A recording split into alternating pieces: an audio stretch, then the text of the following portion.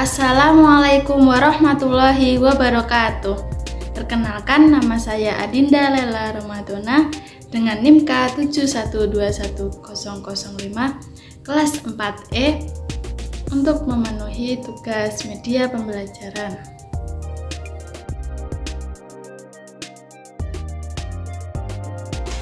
Jadi, saya akan menjelaskan mengenai perkembangbiakan tumbuhan. Yang pertama ada perkembangbiakan secara generatif, kemudian ada perkembangbiakan secara vegetatif. Untuk lebih lanjutnya bisa disimak ya.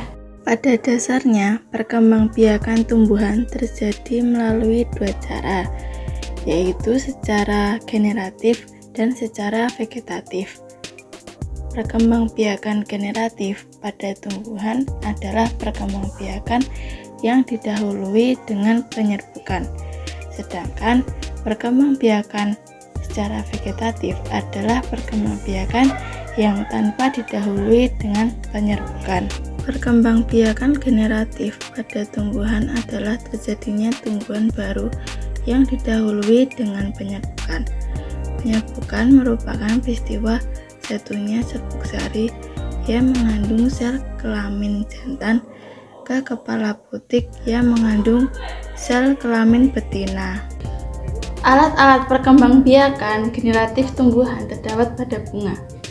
Bentuk dan susunan bunga setiap jenis tumbuhan berbeda-beda. Namun, secara umum bagian-bagian bunga yang lengkap dapat kamu lihat pada gambar di atas.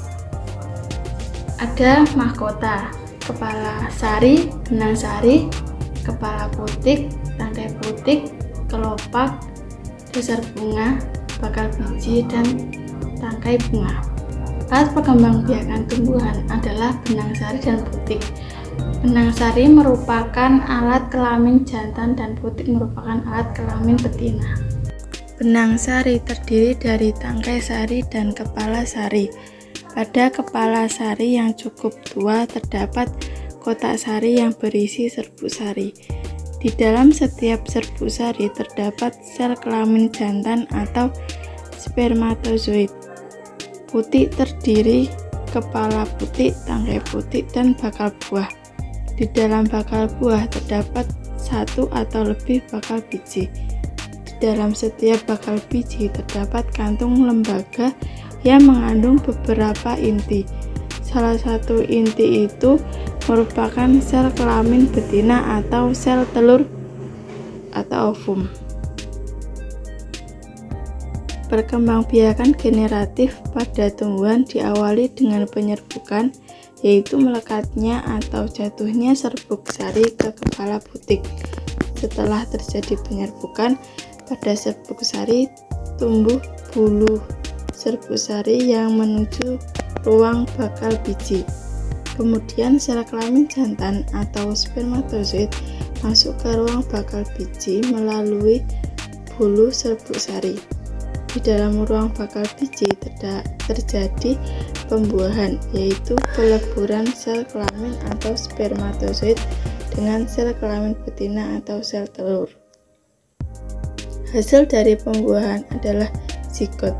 Zigot berkembang menjadi lembaga, bakal biji berkembang menjadi biji, dan bakal buah berkembang menjadi daging buah. Lembaga yang berada di dalam biji merupakan calon tumbuhan baru. Tumbuhan akan tumbuh jika biji itu ditanam atau berada pada lingkungan yang cocok. Berdasarkan asal serbuk sari, penyerbukan dibedakan menjadi 4 macam. Yang pertama, penyerbukan sendiri, yaitu serbuk sari jatuh ke kepala putik bunga itu sendiri. Yang kedua, penyerbukan tetangga, yaitu serbuk sari jatuh ke kepala putik bunga lain, tetapi kedua bunga itu masih satu pohon. Yang ketiga, penyerbukan silang, yaitu serbuk sari jatuh ke kepala putik bunga lain yang berbeda pohon tetapi masih satu jenis. Yang keempat, penyerbukan bastar, yaitu serbuk sari jatuh ke kepala putik bunga lain yang berbeda pohon dan tidak sejenis tetapi masih satu famili. Contoh, penyerbukan antara cabai merah dengan cabai rawit. Tumbuhan yang berkembang biak secara vegetatif. Pohon pisang tumbuh dan berkembang biak, dan tumbuhan cocor yang memiliki tunas di ujung daunnya adalah contoh cara perkembangbiakan tumbuhan dengan cara vegetatif. Perkembangbiakan vegetatif adalah perkembangbiakan tumbuhan yang tanpa adanya penyerbukan atau perkawinan. Perkembangbiakan vegetatif pada tumbuhan dikelompokkan menjadi perkembangbiakan vegetatif alami dan vegetatif buatan. Perkembangbiakan vegetatif alami. Perkembangbiakan vegetatif alami adalah perkembangbiakan secara tidak kawin pada tumbuhan yang terjadi dengan sendirinya tanpa bantuan manusia. Macam-macam perkembangbiakan vegetatif alami antara lain menggunakan umbi lapis, umbi batang, umbi akar, akar tinggal, geragi, tunas, dan tunas adventif. Yang pertama, umbi batang. Kentang termasuk tumbuhan yang berkembang biak dengan umbi batang. Umbi batang adalah batang yang tumbuh di dalam tanah dan ujungnya menggelembung menjadi umbi. Umbi batang tersebut sebenarnya merupakan cadangan makanan bagi tumbuhan itu.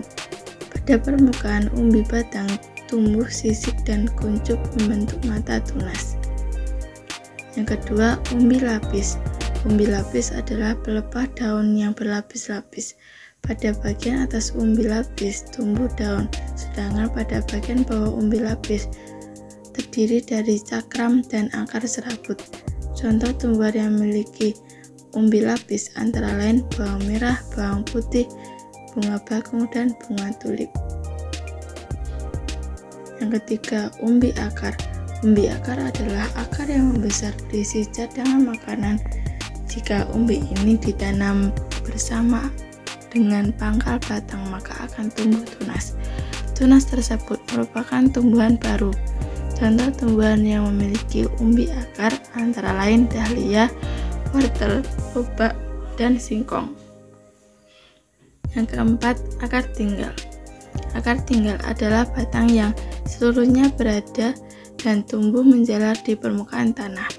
Tunas tumbuhan baru tumbuh dari ketiak sisik setiap buku akar tinggal. Contoh tumbuhan yang memiliki akar tinggal antara lain kunyit, jahe, lengkuas, dan kencur. Yang kelima, geragi. Geragi atau sotolon adalah batang yang tumbuh mendatar di permukaan tanah. Tumbuhan baru dimulai dengan kuncup ujung yang menyentuh tanah, kemudian membelok ke atas. Pada bagian yang menyentuh tanah akan tumbuh tunas yang berakar dan berdaun. Tunas-tunas itu tumbuh menjalar dan tidak tergantung lagi pada induknya, tetapi masih tetap berhubungan. Contoh tumbuhan yang berkembang biak dengan cara geragi adalah antanan, arbei, rumput taki, syngonium, dan stroberi. Yang keenam, tunas. Tunas tumbuh dari batang yang terdapat di dalam tanah. Tunas muda menjadi tumbuhan baru dan tumbuhan di sekitar induknya sehingga terbentuklah rumpun. Tunas ini tidak tergantung pada induknya. Walaupun induknya ditebang, tunas ini akan tumbuh terus. Tumbuhan yang berkembang biak dengan tunas antara lain pisang, bambu, dan tebu. Yang ketujuh, tunas adventif. Tunas adventif adalah tunas yang tumbuh tidak di ujung batang dan ketiak daun. Tunas ini tumbuh di bagian tumbuhan yang biasanya tidak bertunas, seperti pada bagian daun dan akar. Contoh tumbuhan yang berkembang biak dengan tunas adventif adalah cocor bebek, sukun, cemara, dan kersen atau talok. Perkembangbiakan vegetatif buatan. Perkembangbiakan vegetatif buatan adalah perkembangbiakan secara tidak kawin pada tumbuhan yang sengaja dilakukan oleh manusia atau dengan bantuan manusia. Macam-macam perkembangbiakan vegetatif buatan antara lain mencangkok, menempel atau okulasi, menyambung atau menganten, stek, dan merunduk. Yang pertama, mencangkok. Mencangkok adalah memperbanyak tumbuhan dengan cara memotong dahan tumbuhan induknya. Tumbuhan yang dapat dicangkok adalah tumbuhan dikotil atau biji berkeping dua, misalnya jeruk, jambu, mangga, rambutan, durian, dan sebagainya. Yang kedua, menempel atau okulasi. Okulasi atau menempel adalah menempelkan mata tunas dari dua tanaman yang sejenis tetapi berbeda sifat, misalnya mangga panalagi dengan mangga arum manis. Pada dasarnya, tujuan okulasi atau menempel sama dengan tujuan mengenten atau menyambung, yaitu menggabungkan sifat-sifat unggul dari dua tanaman sehingga diperoleh satu tanaman yang memiliki gabungan sifat unggul. Yang ketiga, menyambung atau mengenten. Menyambung atau mengenten adalah menggabungkan batang bawah dan batang atas dua tanaman yang sejenis. Tujuan menyambung adalah menggabungkan sifat-sifat unggul dari dua tanaman sehingga diperoleh satu tanaman yang memiliki sifat unggul. Misalnya, ada dua tanaman mangga. Tanaman mangga pertama berakar kuat tetapi buahnya asam, sedangkan tanaman mangga kedua berakar lemah tetapi buahnya sangat manis. Untuk memperoleh pohon mangga yang berakar kuat dan berbuah manis, maka batang bawah dari tanaman mangga berakar kuat disambungkan dengan batang atas tanaman mangga yang berbuah manis. Yang keempat, stek. Nyetek adalah memperbanyak tumbuhan dengan menancapkan atau menanam potongan-potongan batang tumbuhan induknya. Tumbuhan yang dapat distek antara lain ketela pohon, tebu, mawar, melati, dan kangkung. Selain stek batang dikenal pula stek daun dan stek pucuk. Tumbuhan yang dapat diperbanyak dengan stek pucuk antara lain teh dan anak nakal atau teh-tehan. Sedangkan tumbuhan yang diperbanyak dengan stek daun antara lain begonia dan sansevieria. Kelima, merunduk. Merunduk adalah memperbanyak tumbuhan dengan cara merundukkan batang atau cabang ke tanah sehingga tumbuh akar. Setelah akarnya banyak cabang yang berhubungan dengan tumbuhan induk dipotong. Tumbuhan yang biasa dikembangbiakan antara lain alamanda, anyelir, apel, selada air, anggur, dan sebagainya. Perkembangbiakan vegetatif buatan pada tumbuhan memberikan beberapa keuntungan dan kerugian. Berikut beberapa keuntungan dan kerugian vegetatif buatan. Yang pertama, sifat tumbuhan baru sama persis dengan sifat tumbuhan induknya. Jika tumbuhan unggul, maka tumbuhan baru pun akan bersifat unggul. Yang kedua, cepat memberikan hasil jika dibandingkan dengan ditanam bijinya. Sedangkan kerugian vegetatif buatan adalah sebagai berikut. Yang pertama, tumbuhan yang diperbanyak secara vegetatif buatan tidak memiliki akar tunggang sehingga mudah tumbang. Yang kedua, perkembangbiakan vegetatif buatan menghasilkan sedikit keturunan atau tumbuhan baru. Yang ketiga, merusak tumbuhan induk. Nah, itu tadi penjelasan mengenai perkembangbiakan tumbuhan. Ada perkembangbiakan secara vegetatif dan ada juga perkembangbiakan secara generatif. Mungkin itu saja dari saya. Bila ada salahnya mohon maaf. Sekian, wassalamualaikum warahmatullahi wabarakatuh.